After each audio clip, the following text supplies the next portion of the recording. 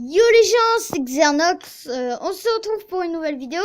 Là, ça va être sur une mini examination de la mouche. Je dis bien mini parce que je ne vais pas tout dire.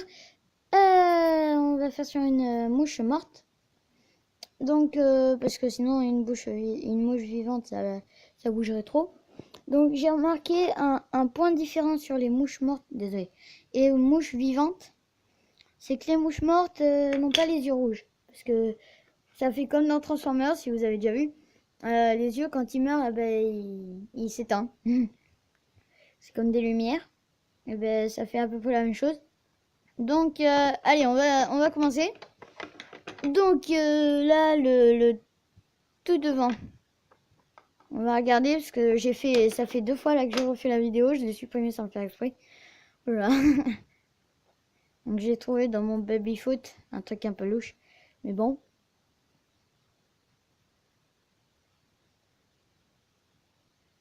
Donc, ouais, là, elle a décroché un peu à gauche et à droite. Désolé. Un peu à gauche et à droite. Et aussi sur un peu en haut et en bas. Enfin, de sa sorte de bouche. On va dire ça comme ça. Donc, voilà. Donc, comme je l'ai dit au niveau des yeux, elles ont pas de globe oculaire. Parce que nous, on a une protection invisible.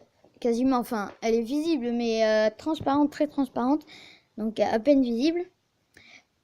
Devant la pupille. Parce que, bon, après,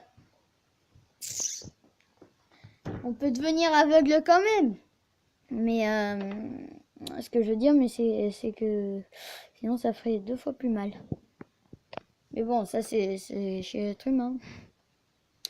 Donc, là, enfin, vous voyez pas très bien, hein, je suis désolée. Vous pouvez le faire chez vous si vous voulez.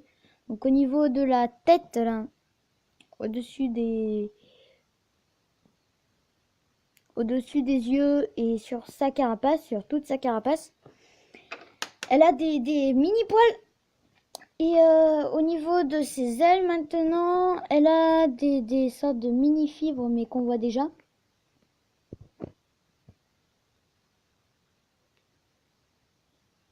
Donc ouais, voilà. Voilà, attendez. Désolé, hein. Ouh là. Voilà, bouge. Bon, je vais le faire à la main. Ah non, ça va, c'est bon. Tac. Faut pas avoir peur de toucher une mouche. Prochaine fois, je ferai ça avec une guêpe. Ça fera plus peur. Donc, ouais, c'est des poils. Ouais, c'est une sorte de petit trou au niveau de l'arrière, là où ils mettent le dard. Je crois qu'elle a perdu son dard. Et comme elle est très fine, je crois que c'est qu'elle s'est accroché son dard à je ne sais quoi. Parce que je sais pas si les mouches ont un dard ou pas. Mais c'est une supposition, hein, je vous dis. Une supposition qu'elle est morte à cause d'avoir accroché son dard ou d'avoir perdu son dard. Et ça a dû lui arracher. Comme le dard, si vous voulez, c'est un peu lié au ventre. Si vous le savez pas, bah, voilà, je vous en informe. C'est un peu lié au ventre. Du coup, quand ça lui arrache le dard, ça lui arrache un peu le ventre. C'est comme ça que les abeilles meurent. Mais pas les guêpes, parce que les guêpes, elles arrachent pas le dard, elles l'ont toujours. Donc au niveau des pattes, ouais, il n'y a pas grand chose, hein. C'est poilu, effectivement. On dirait des sortes de mini crochets. Ah, et elle a des antennes, on dirait. Ah ouais, on dirait qu'elle a des antennes. Sur la tête, là, juste entre...